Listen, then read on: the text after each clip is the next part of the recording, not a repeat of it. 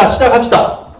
자, 오늘 배울 내용은 1920년대 국내에서의 독립운동이거든요. 교재로는 257페이지. 그 여백이 있을 거예요. 그걸 옆으로 눕힌 상태에서. 그리고 필기할 수 있는 공간 제가 미리 그어놨는데 전체 공간에서 5대5의 비율로 절반 위아래로 줄 하나를 그어주세요.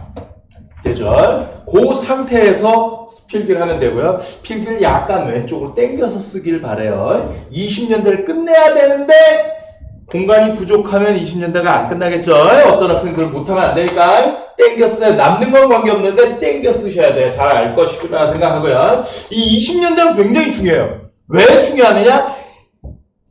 문제 풀다 보면 학생들이 수능에서 문제, 이게 10년대인지 20년대인지 30년대인지, 무슨 사건만 나오면 너무 많아. 외워야 돼. 너무 힘들어. 막 이런 학생들이 있거든요. 사실 이렇게 생각을 한번 해보세요. 외우는 것이 딱 하나라고 생각하세요. 어떻게?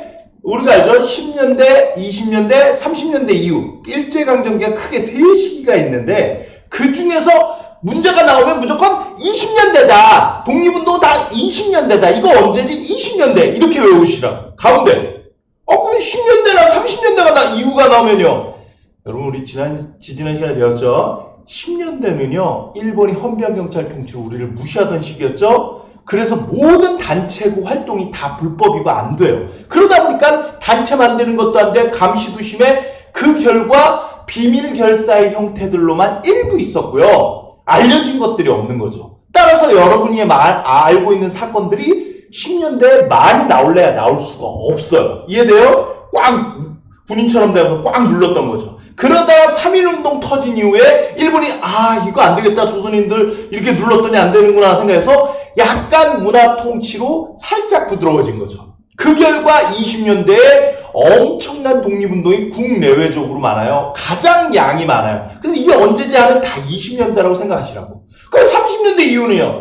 여러분 공부해보면 알지만 30년대가 넘어가면서요. 1931년 만주사변, 37년 중일전쟁, 41년 태평양전쟁, 30년대, 40년대 뒤로 가면서 계속 전쟁이 터지면서 일본도 급하죠. 전쟁의 긴박한 상황. 여러분 전쟁 나면 어떤 상황인지 알죠? 긴박한 상황이에요. 국내의 모든 것이 중지될 수 있는 거예요. 전쟁인데 돼요? 북한과 전쟁 중인데 서울시청 앞에 시위한다? 광화문에서 시위한다? 전쟁 중에 무슨 집회, 시위가 지금 문제니? 북한과 싸워야 되는 판에? 전쟁이라는 긴박성 때문에 이때도 활동이 많지는 않아요. 그러니까 결국 10년대 누르고 30년대 이후도 누르다 보니까 10년대, 30년대 활동이 몇 개 안 돼요? 그건 선생님이 따로 정리할게요. 그거 몇 개만 정리하면 나머지는 다보다 20년대다 라고 생각하면 돼요. 이거 신간회가 언제인지 모르겠어. 봉오동 전투, 청산 전투, 물산 장려운동, 원산 총파워, 암태도 소작전이 다 언제인지 모르겠어. 20년대라고. 무조건 다 20년대고 아닌 것만 몇 개만 제가 다 해준다니까 다 20년대. 지금 배우는 20년대라고 생각하시면 돼요. 이해되시죠? 그 중에서 국내부터 먼저 정리를 할게요. 자, 국내에서의 독립운동에서는요. 여러분 1920년대 이후 독립운동 세력이 크게 두 세력이 있어요. 기존에 있던 세력이 바로 민족주의 세력이에요. 민족을 중심으로 생각을 하죠. 이들은 이전에 대한제국 시기에 있었던 애국개몽운동가들과 거의 비슷한 성향이에요. 지금 당장 힘이 안 되니까 어떻게 한다? 힘을 키우자, 실력을 양성하자죠. 그죠? 그 힘을 키우기 위해서 어떻게? 공장을 세우고 학교를 세우는 것을 중시하는 사람들이에요. 이분들은 대부분 또 지식인들의 성향이 강해요. 그러다 보니까 민족주의 계열 쪽에서는 지금 당장 일본이랑 싸우는 건 안 되고 이제 상황이 좀 변했으니 우리가 힘을 키울 수 있는 상황이 되었다. 힘을 키우자라고 한 거죠. 그게 때마침 되는 상황이 돼요. 뭘? 자, 해봅시다. 먼저 3.1운동을 겪었던 일본이 놀래갖고 약간 부드러운 문화 통치로 한다고 얘기했죠. 플러스 1920년대에 들어오면서 일본이 엄청난 호황을 누리면서 조선에까지 공장을 세워요. 그 결과 지들도 조선에서 공장 세우기 편하게 하기 위해서 1910년대 조선인들 회사 못 세우게 만들었던 회사령이라는 것을 폐지했죠. 회사령이 폐지됐다는 건 뭐예요? 일본인들이 쉽게 조선에서 공장 세울 수도 있지만 문제는 뭐예요? 본다면 조선인들도 공장 세우기 쉬워진 거예요. 그 결과 조선인들이 세운 민족 기업들이 이 시기에 많이 등장해요. 대표적으로는 김성수가 세운 경성방직 주식회사 이런 회사들이 있는 거죠. 공장을 세워야죠. 공장만 세우면 힘이 키워지나요? 아니죠. 물건이 잘 팔려야죠. 근데 문제는 여러분 아시겠지만 일본과 그 당시 조선 이제 막 세워진 공장 제품하고 뭐가 품질이 좋겠냐고. 일본이 좋아요 사실. 자본력도 저쪽이 좋다고. 그럼 공장에 물건 안 팔리면 어떻게 해요? 망하잖아. 이러면 안 되죠. 망하면 실력 양성이 안 되니까. 그래서 어떻게 해요? 물건 잘 팔기 위한 운동을 벌이는데 그 운동을 우린 뭐라고 하냐? 물산장려운동이라고 하죠. 어디서 시작됐냐? 1920년. 시작은 평양에서 조만식 등이 시작을 했고요. 조만식 저희 집안 사람이에요. 창녕조씨. 어쩌죠? 평양에서 시작되어 전국으로 확산돼요. 내용이 뭐냐? 물산장려운동의 주 내용이 뭐냐? 우리 땅에서 만든, 조선 땅에서 만든 토산물들을 애용하자라는 운동이에요. 조선 사람 조선 거 쓰자는 운동이에요. 대표적으로 이거 갖고 사진 포스터도 자주 시험 문제 출제됐어요. 어떤 사진 포스터였어요? 그 약간 신문 광고였는데 여자분이 이렇게 천을 펼쳐서 근데 뭐라고 써있냐? 우리가 만든 것 우리가 쓰자라고 위에 써있어요. 근데 글 보면 어떤 애는 잘 못 읽는 경우가 있는데 지금 이렇게 왼쪽에서 오른쪽으로 읽는 왼쪽에서 오른쪽으로 읽는 게 아니라 그 당시엔 오른쪽에서 왼쪽으로 읽어야 돼요. 그러면 위에 우리가 만든 것 우리가 쓰자. 그리고 어떤 애들은 목광이라고 제품 이름이 목광이다 막 하는데 광목이에요. 왼쪽에서 오른쪽에서 왼쪽으로 읽어야죠. 광목. 그 포스터 사진 중요하니까 물산장려운동을 대표하는 사진이에요. 조선 사람 조선 거 쓰고 우리가 만든 거 우리가 쓰자. 조선 사람 물건 사주자는 운동이에요. 이거 잘 되겠냐 안 되겠니? 대박 잘 돼요. 처음 이 운동을 시작한 사람들도 이 정도는 아니었어. 우리 거 써주세요 막 땅땅땅땅 했는데 그래도 좀 더 팔리겠지 했는데 대박 줄 서서 사요. 품질이 떨어지지만 우리 조선인들을 위해서 조선인의 제품을 사는 게 이게 하나의 독립운동이라고 생각한 거죠. 그래서 줄을 선 거죠. 그래서 조선인 사장 입장에서 일하고 있는데 갑자기 직원이 뛰어오면서 얘기해요. 사장님 큰일 났어요. 지금 우리 제품 사겠다고 새벽 5시서부터 줄 계속 몇백 명이 서 있어요. 근데 창고에 제품이 1000개밖에 없어요. 어떡하죠 사장님? 1000원짜리 제품 1000개밖에 안 남았어요. 라고 했더니 사장님이 어떻게 해요? 그래? 줄 선 사람이 저렇게 많으면 1000개 금방 나가겠네? 그럼 어떻게 해요? 1000원짜리 제품을 2000원에 팔아. 라고 한 거죠. 그러면 팔릴까요? 그 중에 절반은 욕하면서 갔겠지만 절반은 팔릴 수 있죠. 그 다음에 좀 생산했는데 또 줄 서니까 어떻게 해요? 3000원에 팔아요. 그래, 사야겠다는 사람은 있으니까. 이렇게 되는 거죠. 그 결과 어떻게 돼요? 결국 당시 공장 사장님들은 돈을 벌었는데 당시 사회주의자로부터 물산장려운동이 가장 욕을 많이 먹었던 내용이에요. 조선 사람 조선 거 쓰자는 애국심을 이용해서 우리 민족의식을 이용해서 물건 팔아먹었을 뿐 결과적으로 어떻게 되냐면 물건의 가격, 물가가 올라가 버렸거든요. 이게 도대체 누굴 위한 독립운동이냐 물산장려운동이냐. 결국 물산장려운동은 1, 2년 뒤에 가면 어떻게 돼요? 실패해요. 이 사람들이 조선 제품 5,000원 하는데 2,000원짜리 일본 제품보다 훨씬 품질도 떨어져요. 이제 애국심으로 사주기엔 좀 그런 거죠. 그죠? 안 사는 거죠. 자, 그 다음에 어떻게 해요? 또 뭐가 있어요? 그 비슷한 무렵에 20년대 초에 조선인들을 위한 교육도 중요하죠. 학교. 그러니까 조선인들을 위한 대학을 만들자라고 한 거죠.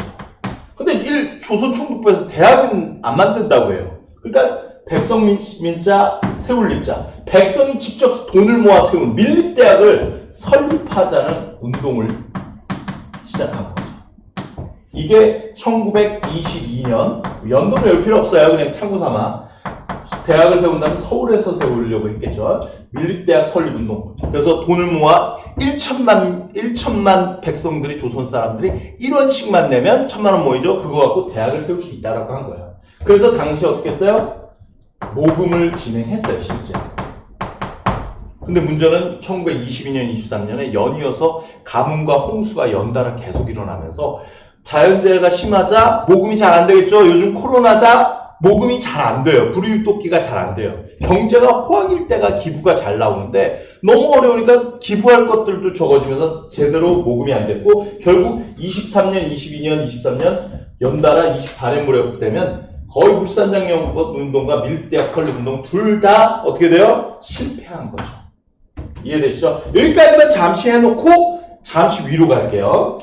그리고 사회주의예요. 이 사회주의는 이런 걸 생각해야 돼요. 먼저 시험 문제 나온 거 생각을 해야 되는데 시기가 굉장히 중요해요. 첫째, 사회주의가 언제 등장하는가? 사회주의는 공산주의랑 같다라고 생각하시고 문제를 푸셔도 돼요.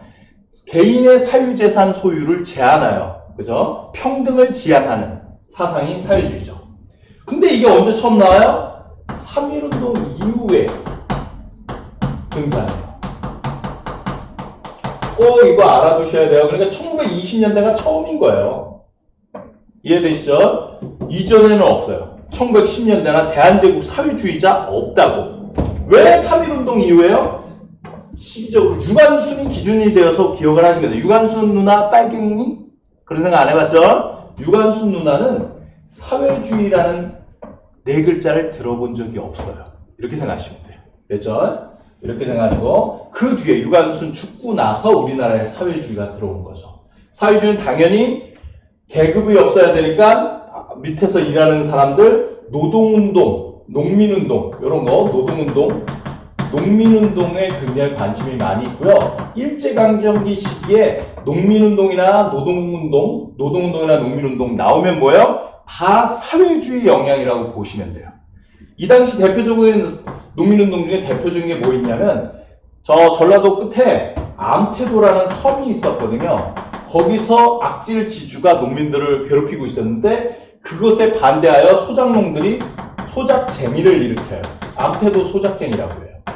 1923년인데 결국 성공해요. 이건 소작료를 인하는데 이거 포함해서 농민들이 소작쟁이를 일으켰다 또는 노동자들이 노동쟁이, 파업이라고 하죠. 이런 걸 했다. 노동운동, 농민운동이 나오면 무조건 뭐다? 사회주의의 영향이다 라고 보시면 돼요. 이해돼요? 근데 파업이나 소작쟁이, 노동쟁이 중에 단 하나라도 사회주의 영향 안 받은 것도 있을 수 있잖아요. 없어요. 무조건 문제 풀 때는 노동운동, 농민운동, 원산 총파업이든 암태도 소작쟁이든 노동운동, 농민운동 모두 사회주의의 영향이다 라고 영향을 받았다. 이렇게 기억하시고 문제를 푸시면 돼요. 어쨌든 사회주의가 들어왔는데 어떻게 돼요? 놀라운 일이 일어나요. 어떤 놀라운 일이 일어나요? 들어오자마자 폭발적으로 늘어나요. 이거 대박이야. 왜? 이전에 3.1운동 1919년 20년 되라봤자 1, 2년 지난 거지 않았니? 1, 2년 지나자마자 폭발적으로 그 수가 늘어나고 확산이 돼요. 그 결과 어떻게 돼요? 우리나라 독립운동이 양대 산맥으로 고작 4, 5년 만에 성장한 거죠. 그럼 왜 이렇게 컸냐 이거야. 3.1운동 이후라고 했지만 사실은 가장 큰 이유가 뭐냐면 사실 사회주의, 공산주의, 러시아 혁명이라는 게 있었는데 러시아 혁명이 일어난 게 최초의 공산주의, 사회주의 국가죠. 1917년이에요. 세계사 하는 학생들은 알겠지만 근데 이게 왜 우리는 결과를 알고 모든 걸 아니까 별로 그런 게 없는데 사람들이 생각했어요. 여러분도 알다시피 사회주의라는 주장, 생각 자체에 크게 반대할 내용은 없어요. 사실 주장 자체는 나쁘지 않거든요. 왜? 개인의 사유재산 소유를 제한하지만 결과적으로 국가나 전체가 다 공동 소유하는 것이고 모두가 일한 만큼 모두가 다 잘 사는 사회, 모두가 다 잘 사는 사회를 만들겠다? 그거요. 지금도 그렇고 반대하는 사람이 어디 있어요? 모두가 다 잘 살면 제일 좋은 거죠. 그게 문제는 뭐예요? 지금도 여러분도 그렇지만 왜 근데 여러분은 사회주의 빨갱이 왜 안 하니? 이번 기회에 빨갱이 해볼 거야? 내가 신고해 줄게. 근데 왜 사회주의 안 하냐고. 몇몇 학생들이 얘기하죠. 좋은데 모두가 잘 사는 건 좋은데 과연 그게 가능하겠어? 라는 그 현실성이죠. 비현실성인 거예요. 비현실적인 거. 그러니까 안 하잖아. 했는데 문제는 뭐예요? 이전에도 사회주의는 원래 이전에 있었거든요. 근데 크게 안 퍼졌었는데 1917년 어떻게 러시아에서 짜르 황제 몰아내고 최초로 사회주의 국가가 등장한 거죠. 그러자 어떤 일이 생겨요? 이게 가능한 거네? 라는 생각을 해본 거예요. 가능한 거네? 실현 가능성, 이게 꿈이 아니라 되는 거였어! 라고 생각하면 사람은 크게 반응이 오는 거죠. 금방, 당시 지식인들 중에서도 그렇고 젊은 사람들 중심으로 해서 사회주의가 그 당시에 유행을 해요. 엄청나게. 근데 문제는 이 사회주의가 너무 크게 유행을 하고 커지자 이에 위기감을 느꼈던 당시 일본이 어떻게 해요? 사회주의를 막기 위해서 법을 만들었죠. 치안유지법이다. 사회주의를 막기 위한 법이었으나 나중에는 독립운동가 전반에 적용하는 법이지만 원래 초기 타겟은 사회주의자 탄압하는 법이었어요. 그 결과 사회주의 활동은 불법화된 거죠. 이제 힘들어진 거예요. 그 결과 극심한 일본의 탄압을 받아 사회주의는 약해져요. 약해질 수밖에 없죠. 심한 탄압을 받으니까. 그러면 이쪽은 어떻게 되냐? 거의 같은 시기에 똑같은 고난, 똑같이 위기를 겪게 돼요. 이 위기는 이 전체적인 위기라고 보시면 돼요. 왜 위기냐? 여러분은 이거 결과하니까 별로 그렇게 감흥이 없는데 사실 당시 물산장려운동, 밀리대학 설립운동 했을 때 이 사람들의 마음이 어떤 마음이었을까? 저는 교과서에 나오기 위해서 했다 이런 수준이 아니고요. 물건 한두 개 판다 이런 뜻이 아니라고 봐요. 사실 당시 이거 했던 사람들은 자신감이 있었을 거예요. 자, 회사는 폐지됐지. 조선인 공장을 세웠어.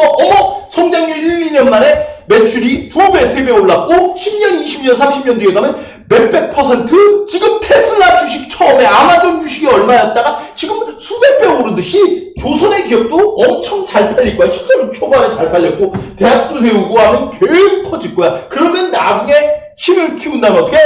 군대까지 만들어서 독립. 이거 가능하다고 본 거죠. 문제는 뭐예요? 처음 계획은 다 좋아요. 문제는 언제 좌절이 많으냐? 여러분 재수 시작할 때나 수능 공부 처음 시작하는 날 처음 하루 이틀 3일은 정말 열심히 하고요. 전교 꼴찌도 열심히 해요. 나 올해 재수 시작하면서 서울대, 연고대 좀 이름 있는 데야 플러스 알파 의대 어디 거기 가겠어. 이게 된다고요. 그죠? 근데 문제는 뭐예요? 하다가 가장 힘들 때가 뭐냐면 열심히 했어. 몇 달 뒤에 시험 봤어? 지난번에 60점 맞았는데 이번에 59점이 나왔어요. 석 달 공부했는데 1점 깎여요.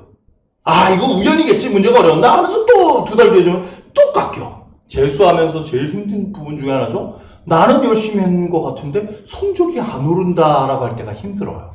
심지어 떨어지기도 해요. 그러니까 결과는 나중이 중요한 거예요. 그 과정에 이게 중요한 게 아니라 잘 보셔야 돼요. 근데 이 과정에서 어떻게 해요? 안 된다? 그러다가 다시 어떻게 해? 거의 같은 시기에 실패한 거죠. 될 거라고 생각했는데 실패했을 때 그 충격이 큰 거죠. 그러자 몇몇 지식인들, 이들은 지식인들이었단 말이에요. 이게 될 거라고 생각했으나 이거 안 되는 거였구나 라고 생각을 하는 거예요. 그 결과 민족주의 세력들도 약해져요. 근데 여기는 또 하나 약해지는데 또 하나 한 세력이 또 등장해요. 여기는 민족주의 계열에서 이거 했던 했던 사람들 중에 민족주의 계열 중에 두 개로 나눠진 거죠. 이쪽을 뭐라고 하냐? 생각해보니 이거 안 될 것 같아 라고 하는 사람들. 이 사람들 우린 뭐라고 하냐? 일본의 식민 지배를 인정하고 이제 우리가 얻어낼 수 있는 서울시장 투표권, 자치권이라도 얻자 이런 주장이에요. 이것을 우린 자치론이라고 해요. 이 자치론을 100년이 지난 우린 뭐라고 해요? 친일이라고 하죠. 대표적인 이런 사람이 누가 있어요? 최남선, 이광수 이런 사람들. 조선의 독립은 현실적으로 불가능하니 일본한테 식민지인 것을 인정하고 대신 일본한테 괜찮은 걸 얻어내자. 투표권이라든가 배우를 얻어내자라는 거예요. 지금 우리는 한국사 교과서를 배우다 보니까요. 친일과 관련된 이런 얘기 나오면요. 그냥 나쁜 놈, 쪽발이 해주고 이러고 끝나요. 저는 이걸 이렇게 옹호한다든가 변호할 생각은 없어요. 그러나 역사는요. 이렇게 이렇게 딱 떨어지는 듯이 쉬운 사건들이 아니에요. 그 당시에는. 그걸 느끼지 않으면 100년이 지난 뒤에도 여러분이 그때는 쉬웠는데 왜 지금은 안 되지? 이런 식으로 간다고요. 상황이 여러분이 보기엔 이게 뭐 그 당시에 한국사 교과서에서 친일을 강조할 수는 없잖아요. 그렇지만 전 개인적으로 친일이 꽤 셌을 거라고 봐요. 왜? 일단 이들의 주장이 설득력이 있다고. 게다가 주장하는 사람이 누구예요? 당시 최고의 천재들이에요. 조선 3대 일제강점기 3대 천재 중에 3명 중에 2명이 최남선, 이광수예요. 홍명이 그 임꺽정을 쓴 사회주의자 홍명이 제외하고 3명 중에 2명이 자치론 하고 있다. 요즘으로 따지면 서울대, 여러분이 가장 좋아하는 서울대 경제학과 교수, 어디 뭐 공학과 물리학과 교수 여러 명이 이렇다고 얘기하는 거예요. 영향력을 받죠. 게다가 명분이라기보다 설득력이 있을 것 같아. 우리는 나쁜 놈 하고 끝내지만 최남선이 어떤 사람인데? 혹자가 20년대 중반 24년 이거 거의 물산장염동 밀대학 설립운동이 거의 24년 무렵 되면 다 실패해요. 그러자 24년 전후한 시기서부터 자치론이 본격적으로 나오거든요. 실패하고 나서 이들이 뭐라고 하냐? 되면 좋은데 나도 조선 독립 되면 좋다 이거야. 근데 안 되는 거 안 된다고 해야지. 이들이 누군가 이들한테 친일이라고 얘기할 때 최남선, 이광수가 분명히 어디 가서든 연설하고 얘기를 했을 거예요. 그때 뭐라고 했겠냐고 최남선이. 나 육당 최남선 누군가가 나 친일이라고 하는데 나 육당 최남선 어떤 사람인지 알면 그런 소리 못한다고.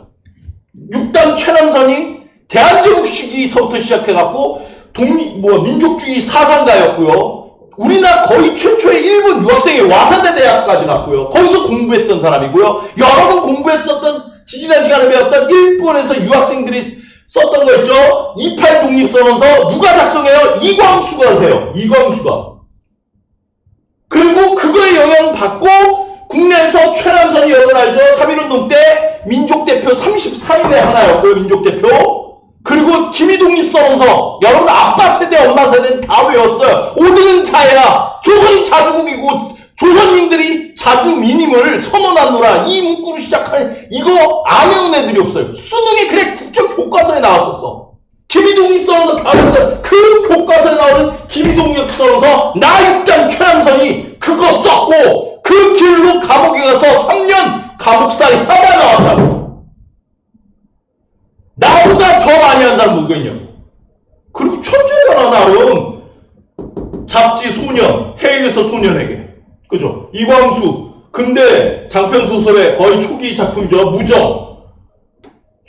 현대시의 초기 형태. 해외에서 소년에게. 당시 앞서가는 지식인들이에요. 가장 잘 나가는 사람이었고 이 나라에서 조선 사람 중에 독립운동 얘보다 더 열심히 한 사람 있으면 나오라고. 내가 3.1운동 때 감옥 가 있을 때 당신은 뭐 했냐고. 교과서에 나오는 최남선의 기미독립선언서 내가 쓸 때 당신은 뭐 하고 있었냐고. 게임하고 있었잖아.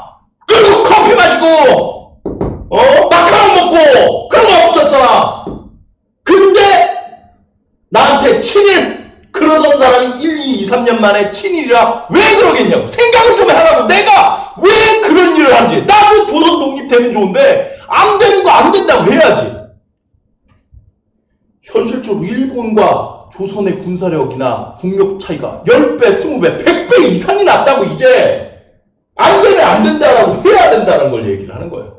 대표적으로 예를 들면 뭐라고 할 수 있어? 여러분 지난 시간에 3.1운동의 결과 거기에 각성받은 만주의 독립군들이 활동을 했고 그 결과 열심히 우리는 총도 있으니까 싸우자라고 해서 독립군들의 전투, 시험 문제 나오는 만주 독립군 운동 전투는 이거밖에 없어요. 뭐예요?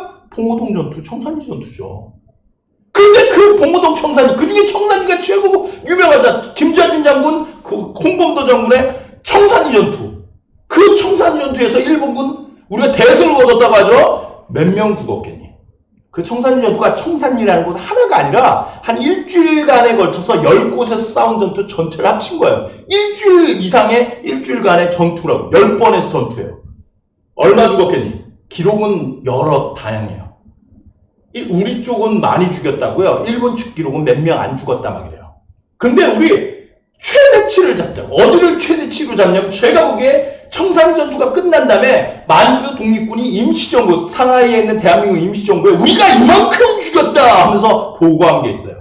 거기 임시정부 기록에 얼마 죽였다고 나오냐? 일본군 1000명! 이렇게 나와요. 여러분, 이게 임시정부나 독립군 입장에서 내가 잘 싸웠다는 걸 보고해야죠. 그러니까 약간, 제가 보기에 약간 부풀려졌을 가능성도 있어요. 근데 이게 팩트라고 치자고. 0.1만 명. 다 죽은 건지 아니면 사상자, 부상자 포함한 건지 모르지만 1000명이라고 치자고요. 문제는 뭐예요? 당시 일본군, 육군, 해군, 일본군의 군대 숫자가 수십만 명이에요. 40만 명을 넘는다고요. 그러면 어떤 계산이 나와요? 이게 일주일 걸려갖고 10번을 싸워서 1000명을 하루에 100명씩 죽였다 치고 그렇게 갔는데 매일같이 청산리 전투가 일어난다고 칩시다. 그게 말이 돼요? 안 되지만 매일 오늘도 청산리, 내일도 청산리, 자고 일어났을 때 오늘도 청산리군, 또 대승이군, 대승. 그러면 1년 지나면 청산리 전투가 52주, 50번, 52번 일어난 거죠. 이게 일주일 만에 일어난 거니까. 그러면 얼마예요? 5만 명 죽일 수 있어요. 근데 일본군 40만, 50만 명이라고. 그러면 어떻게? 10년을 더 싸워야 돼. 오늘부터 청산리 전투가 오늘도 청산리, 내일도 청산리, 계속 청산리 전투 해갖고 5년에서 10년 이상을 계속 청산리 전투. 오늘이 4년째 청산리 전투입니다. 막 이런 뉴스가 나오는 거죠. 그래도 아직 일본이 안 망해요. 그 와중에 독립군 숫자가 굉장히 적죠. 몇백 명도 안 되는 수준. 거기 타격받으면 5년째 한 명도 안 죽어야 돼. 어벤져스야. 타노스. 10년 동안 이게 말이 되니? 최남선 이광수가 청산리 전투 그 당시에 소문이 나지만 그 청산리 전투로 몇백 명 일본군 죽인 것 같고 조선이 곧 독립할 것처럼 해서 으쌰하는데 안 되는 거 안 된다고 해야지. 무지한 조선 농민 노동자들한테 청산리 전투 몇 번이면 조선이 독립할 것처럼 그건 구라다라고 얘기하고 있어요. 그걸 누가? 서울대 교수 같은 당시 최고 천재 최남선 이광수가 얘기하고 있다. 난 이게 그 당시 꽤 먹힐 거라고 봐요. 그래서 위기인 거예요. 물론 이들에 타협하지 않는, 일본에 타협하지 않는 비타협적 민족주의자들이 있으나 힘이 약해진 거죠. 결국 어떤 선택을 해요? 당시 배신자들 때문에 힘이 약해진 민족주의 세력. 그에 비해서 또 일본의 탄압을 받아 약해진 사회주의 세력. 이 둘의 세력이 어떻게 했겠어요? 둘 다 공통의 위기감을 느꼈으니까 합쳐야죠. 그래서 합친 거예요. 이들이 합쳐서 어떻게 해요? 시험 문제는 여러분 이게 나오는 거예요. 제발 나온다는데 맞추셔야죠. 이게 뭐예요? 바로 신간회. 1927년 신간회는요 어떻게 나오느냐? 신간회 이전에 있었던 운동 두 개가 있어요. 좀 어렵지만 여러분 여기다 적어드릴게요. 신간회 바로 앞에 여기 공간이 있잖아요. 여기도 있고 바로 앞에 하나를 만들고요. 그 뒤로 하나를 만들 거예요. 신간회 앞뒤로 사건이 하나씩 있는 거죠. 하나는 뭐예요? 바로 60만세 운동이고요. 26년인데 그리고 여기는 광주 학생 항일 운동.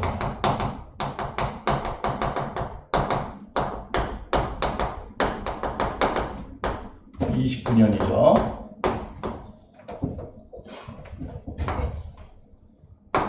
육십만세 운동은요, 뭐랑 관계였냐? 대한제국 마지막 황제 순종이 이 무렵에 죽어요. 26년. 고종의 아들이죠. 대한제국 마지막 황제. 그래서 순종의 장례식이 곧 있어요. 근데 어떤 생각이 들어요? 옛날에도 무슨 일이 있었죠? 고종이 죽자 그 장례식에 참여했던 사람들을 중심으로 해서 3.1운동 제일 큰 운동이 일어났잖아. 그래서 그 생각을 한 거예요. 여러 사람이 순종의 장례식 때 또 사람들 많이 모일 테니까 다시 한번 제2의 3.1운동 가능하겠다 생각한 거죠. 이걸 누가 생각해요? 당시 좌익에 해당하는 사회주의자들 그리고 우익도 그 생각을 해요. 그리고 나중에 알게 돼서 서로 연결해서 같은 날 하기로 해요. 근데 선생님 저 60만세 운동은 3.1운동급으로 잘 알지는 못해요. 왜? 지금 좌익이나 사회주의나 민족주의나 다 제2의 3.1운동을 꿈꾸고 있는데 문제는 이런 생각을 하는 게 하나 더 있었죠. 누구? 일본도 그 생각을 해요. 왜? 조선인들은 황제가 죽으면 만세를 불렀거든요. 고종황제 죽자 대한독립 만세! 순종이 죽으면 또 대한독립 만세 할 거다. 그래서 순종 장례식 직전에 서울 곳곳에 주요 도시 곳곳에다 다 군대를 다 깔아놓은 거죠. 그래서 학생들이나 이런 사람들이 좌우 사회주의 민족주의자 대한독립 막 하는 순간 초기에 진압이 돼요. 그래서 사실 60만세 운동은 3.1운동급으로 발전하진 못해요. 전국적으로 크게 가진 못한 거예요. 그래서 여러분이 잘 몰라요. 어쨌든 근데 중요한 건 여기서 같이 준비를 했다는 게 원래 민족주의랑 사회주의는요 사이가 안 좋아요. 그런데 같이 만세운동을 준비하다가 일본 경찰 군대에게 같이 군합발에 짓밟힌 거죠. 같이 맞다 보니까 어떻게요? 여러분 담임선생님한테 반 아이들 전체 다 혼나면 알죠? 담임이 욕먹지 애들끼리는 단결이 돼요. 저 XX 담임 XX 담임 욕하다가 친해져요. 그런 느낌인 거죠. 애들이 친해진 거죠. 우리 같이 하니까 좋아 보이는데 그 무렵에 당시 사회주의 단체 중에 정우회라는 단체가 가장 큰 단체가 있었는데 그 정우회에서 정우회 선언이라는 것도 해요. 어떤 선언이라는 어떤 내용이냐? 사회주의끼리 해야 되지만 민족주의자 중에서도 이렇게 타락한 애들, 이건 타락이죠. 타락, 친일했다는 타락한 애들만 아닌 양심적인 애들과는 적극적으로 손을 잡자라고 한 거죠. 그걸 계기로 해서 신간회가 만들어진 거예요. 신간회는 어떻게? 좌익, 사회주의와 우익, 민족주의 세력이 다 합친 거라고 보시면 돼요.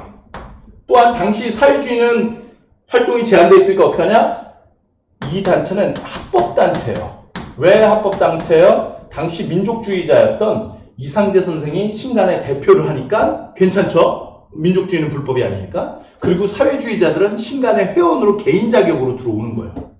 그래서 합법단체라는 거 잘 봐두시고요. 예전에 배운 신민회랑 헷갈리면 안 돼요. 대한제국의 신민회는 비밀결사고요. 여기는 합법단체예요. 간판 내걸고 활동하는데요. 당시 최대 규모예요. 왜?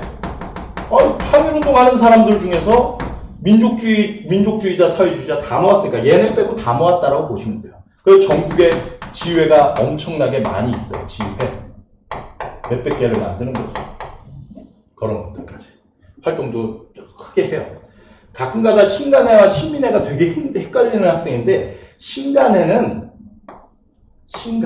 게 고목 신간이라는 문구에서 나왔거든요. 고목, 오래된 나무에서 새로운 줄기간자예요. 줄기가 나온다. 이거를 신간의 부회장이었던 그 아까 얘기했죠. 임꺽정전을 썼던 홍명이가 지었는데 옛날 나무에서 죽은 나무에서 새로운 가지가 나온다. 그 새로운 가지, 신간, 새로운 줄기간자, 새로운 줄기가 뭐예요? 지금 어려운 고목이죠. 썩은 나무, 죽은 나무, 그 죽은 나무 줄기에서 새로운 살아있는 생명, 지금 사회주의와 비탈적 민족주의들이 힘을 합쳐 새로운 신간이 나온 거예요. 새로운 줄기, 새싹 같은 신간이 나온다라고 생각하시면 돼요. 신민은 뭐였어요? 새로운 신자의 백성민자, 새로운 백성, 새로운 시대. 이제 1907년 군대 예산 고종 퇴위를 맞이했을 때 비밀결사 신민의 입장에서 이제 새로운 나라, 공화정의 나라, 신민의 나라를 만들겠다는 뜻으로 신민회고요. 이건 새로운 형태의 민족주의 단체나 항일단체 신간회 이거요. 일제시대가 신간회고요. 신민은 대한제국 쪽에 만들어진 대한제국 시기에 만들어진 단체예요. 헷갈리면 안 돼요. 어쨌든. 그리고 이쪽은 당연히 애국개몽 활동도 하고요. 그리고 노동농민운동에 대한 활동도 많이 해요. 근데 여기서 시험 문제 자주 나오는 건 뭐냐면 강령이 자주 나와요. 3개의 강령이 있는데 그 중에 2개를 알려드릴게요. 첫 번째 뭐냐? 정치 경제적 각성이에요. 정치적으로 경제적으로 좀 생각 좀 해라. 각성. 그리고 두 번째는 단결. 단결은 당연하니까. 그리고 중요한 건 뭐예요? 요건데 뭐라고 나오냐? 기회주의 배격. 이 기회주의 배격이라는 단어가 나오면 신간회구나 라고 생각해도 맞아요. 시험 문제에서 이게 나올 거고 이게 답일 수도 있어요. 이해되시죠? 여기서 말하는 기회주의는 뭐겠니? 그렇죠? 쟤네 자치론이겠죠. 그들만 빼면 우리 다 같이 모이자라는 거예요. 신간에는 나중에 뒤에 나오게 되는 광주에서 광주 학생 항일운동이 일어났죠. 거기에 광주 학생 항일운동이 일어나자 거기에 진상조사단을 파견했던 단체예요. 그래서 우리 학생들이 차별을 받았다는 걸 확인했었죠. 그럼에도 불구하고 마지막 적어야 되는데 그럼에도 불구하고 나중에는 사회주의자와 민족주의자 간의 대립이 심해졌고요. 당시 국제공산당 코민테른에서 헤어져라 지시도 내려오는 바람에 결국에는 셀프 해소가 이루어져요. 일본은 탄압도 있었지만 31년에 니들과는 안 살아. 이혼도장 찍은 거죠. 그래서 민족주의자, 사회주의자들이 31년에 갈라졌어요. 신간회는 끝난 거죠, 그때. 어쨌든 그 신간회 활동하였던 시기에 있었던 사건 중에 광주학생 항일운동이 있어요. 요거 60만세 운동보다 중요하죠. 왜? 일단 시험 문제 출제하면 저는 이거 출제하기 좋다고 봐요. 왜? 사건이 명확하거든요. 배경이 뭐예요? 한국 학생과 일본 학생이 충돌했던 사건이에요. 자료로 나올 만한 사건 중에 이만한 사건이 없죠. 어디서 충돌을 해요? 여러분 잘 아는 기차 안에서. 일본인 학생이 조선인 여학생의 댕기머리를 잡아당겼던, 희롱했던 사건에 조선인 남학생이 분노하여 일본인 학생과 기차 안에서 한국인 학생들이 패싸움을 한 거죠, 학생들끼리. 그리고 그 싸움이 더 계속 커진 거예요. 나중에 경찰이 출동해서 다 경찰서로 가본데 일본 학생들은 풀어주고 조선 학생들만 징계를 때리고 한 거죠. 그러자 그 소식이 전해지자 당시 광주를 시작으로 해서 우리 조선인 학생에 대한 차별 더 이상 참을 수 없다 라고 해서 시작이 광주였으나 전국으로 확산되고요. 심지어 서울이나 부산이나 다른 지역에서도 광주에서 우리 학생들이 차별받을 때 이건 우리도 같은 지지의 뜻을 하기 위해서 어떻게 해요? 동맹휴학을 해요. 지금은 생각하기 힘들죠. 광주의 어떤 학교에서 우리 조선인 학생이 이런 일을 당했대 그 의미로 서울에 있는 학교들이 같이 학교를 안 가기로 한 거죠. 그렇죠. 자신의 학교 문제가 아니라 연대 지지를 위해서 그걸 했다라고 보시면 돼요. 그 광주학생 항일운동에 당시 신간회가 진상조사단을 파견했었다. 그리고 이게요. 왜 또 중요하냐? 여러분 일제시대에서 제일 큰 운동이 3.1운동이라는 거 알죠? 3.1운동 다음으로 제일 규모가 큰 운동이 광주학생 항일운동이었어요. 이해되죠? 그렇게 생각하시면 돼요. 자, 그러면 신간회는 결국 어떻게 돼요? 막판에 되면 31년 되기 전에 이미 약해지고 있어요. 이미. 그러자 어떤 일이 생겨요? 사회주의자는 이미 자기의 길로 가요. 그래서 노동 30년대 공부 많이 하는 학생은 알지만 30년대에 가면 사회주의자들은 비합법 혁명조합을 만들어서 농민조합, 노동조합을 만들어서 노동운동, 농민운동에만 전념해요. 근데 사회주의자는 그렇다면 민족주의자는 어떻게 하냐 이거야. 사회주의자는 나간 상태에서 문제는 뭐예요? 힘이 약해졌죠. 탄압을 받고. 여러분 가끔 가다가 시험 문제 풀면 저 앞에 여기 대표적인 실력 양성운동 얘기하면 애들이 어떡하냐? 물산 장려운동, 밀립대학 설립운동. 그리고 하나가 더 20년대 뭐가 있어요? 바로 동그라미로는 4번으로 할게요. 바로 문맹 퇴치운동이 있어요.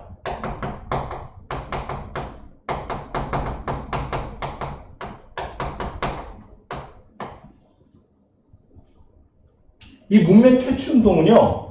문맹 퇴치운동 나오잖아? 근데 애들 역사 공부 많이 하는 학생들이 더 잘 알아요. 어떻게 아느냐? 대표적인 거 뭐 있어요? 문자 보급 운동이라고 해서 언론사하고 많이 겹쳐져 있는데 조선일보의 후원을 받아 29년에 농촌에 책 보내기 운동이죠. 그리고 문화로드 운동, 러시아 말로 민중 속으로라는 뜻인데 동아일보와 함께 대학생들이 어떻게 해요? 31년 이후로 농촌 계몽 운동이죠. 그런 것들이. 그래서 필기만 먼저 해놓고 제가 설명을 해드릴게요. 그래서 방학을 맞이하여 어떻게 해요? 대학생들이 농촌에 가서 글 모르는 할아버지, 아저씨, 아줌마들한테 글을 가르쳐 주는 거예요. 대표적인 게 나중에 나오는 여러분 아는 시문의 상록수가 이런 문명 퇴치운동을 배경으로 해서 써진 작품이죠. 근데 공부 많이 한 덕후들도 이런 데서 헷갈려요. 왜? 여기서 같이 나오면 좋을 텐데, 물산장려운동, 밀림대학 설립운동 거의 같은 시기에 교집합도 있거든요, 시기적으로. 이거 너무 뜬금없잖아. 29년, 31년 시작됐다는 건 너무 끝인데 왜 이렇게 차이가 나지? 그죠? 왜 그럴까요? 이걸 단순한기로 하면 물산장려운동이나 밀림대학 설립운동이나 문명 퇴치운동이나 같은 거다라고 하면 관계없어요. 20년대 같은 운동. 그러니까 시기가 왜 다르냐. 여러분 생각을 해보세요. 여러분이 일본인이라면 일본 조선 식민지 백성 조선인들이 물산장려운동, 밀림대학 설립운동을 일으켰대. 딱 위기감이 들지 않겠어요? 총독부 관리라면? 왜? 조선 사람 조선 물건 쓰자라고 하는데 일본 관리가 좋아하겠냐. 이거 굉장히 지금은 여러분 결과를 알아서 그러는데 굉장히 강한 주장이에요. 당시 민족주의자들은 이게 충분히 통할 거라고 생각하기 때문에 어차피 독립할 수 있다라면 니들한테 욕먹는 거 감수하겠다. 그래서 조선 사람 조선 물건 쓰자는 운동이 가능한 거예요. 또는 조선인만을 위한 대학을 만들겠다. 센 거라고 이런 거.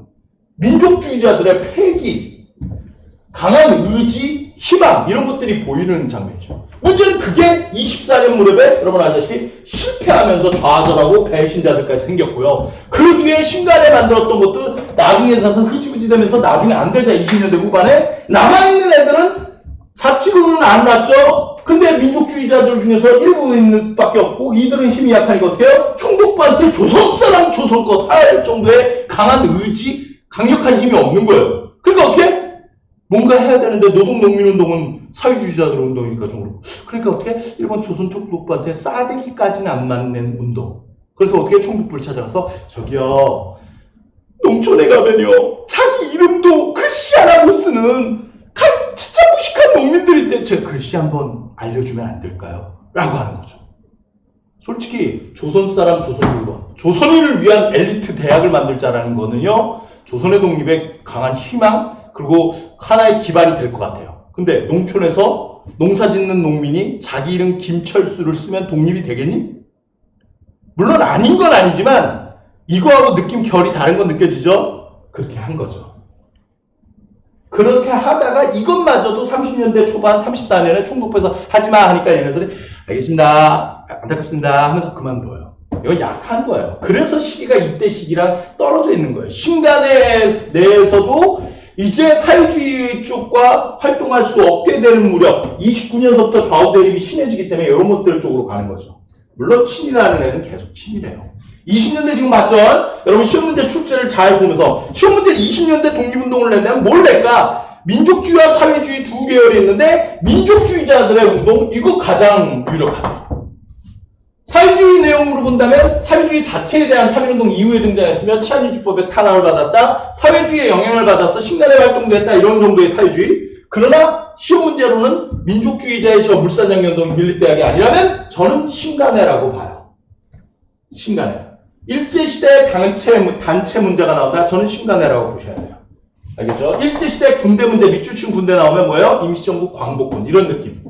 거기에다가 플러스 알파 본인이 역사 덕후다 더 알고 싶다면 신간의 앞뒤로 하나씩 있어요. 연도로 연도가 아니라 앞에. 그래서 같이 맞았던 기억 때문에 같이 한번 단체도 만들어 볼까 했던 신간에 이게 먼저죠. 그리고 한 광주학생 항일운동에 진상조사단을 파견했다는 건 신간회가 이미 있어야 되겠죠. 이게 두 번째인 거예요. 그 외에도 원산총 파업이나 이런 것들 신간회에서도 지원해요. 29년이기 때문에 노동농민운동은 사회주의자들이 다 하니까 이런 정도로 해서 민족주의자들의 운동, 신간회 그리고 두 운동 그렇게 봐야죠. 그리고 여러분 좀 추가로 해서 살짝 분위기를 느낀다면 20년대 아시다시피 친일 세력들이 나온 거예요. 시험 문제 출제는 안 하겠지만 그죠? 그들이 나오면서 민족주의나 사회주의 활동이 힘들 때 20년대 독립운동 가장 강력한 세력은 뭐예요? 아이러니하게도 바로 뭐예요? 여긴데 바로 여러분이에요. 20년대 독립운동의 핵심이 뭐예요? 학생운동이에요. 60만세 운동과 광주학생 항일운동의 공통점이 뭐냐? 학생이 다 중심이돼요. 3.1운동 이후 20년대 3.1운동, 60만세, 광주학생, 3.1운동 다 학생들이 하는 거죠. 어른들 중에 일부 좋은 대학 교수 자리 준다, 뭐 준다, 돈 준다 하니까 배신자들이 생겨났고 힘든 사람들 중에서 그냥 그만둔 사람이지만 학생들이 20년대 그 힘든 시기에도 계속해서 가장 큰 운동 두 개를 다 학생들이 중심됐다는 거죠. 그래서 도덕적 잣대가 높기 때문에 가능했던 일이라고 봐요. 여기까지 해서 20년대 국내에서의 운동들 끝났고 여러분이 민족주의, 사회주의 각각 보고 그 안에서 합쳐서 만들어진 신간의 활동 잘 보시면 여러분 요와 관련된 문제 나왔을 때 여러분 잘 맞추실 거라고 봐요. 한국사 공부하다가 보면 어떤 학생들이 자꾸 그러는데 안 보면요 한국사 수업을 켜놓고 계속 보다 보면 들은 것도 있고요 계속 지식이 쌓이고요 수능날 가서도 문제가 안 넘겨요. 문제는 안 들으면 이게 버릇이에요. 꼬박꼬박 그냥 시간대마다 될 때마다 계속 주어진 시간대에 듣기 시작하면 여러분 수능날까지 문제가 안 생겨요. 밀리거나 안 듣거나 하면 한국사가 뭐가 문제겠어? 그러는 순간 뒤로 갈수록 올해 한국사가 어렵게 나오면 어떡하는 거니? 아주 어렵다는 아니어도 적당히만 어려워도 너 수업을 안 들었잖아. 기억나는 게 없잖아. 선택지 약간만 헷갈리면 위험하잖아.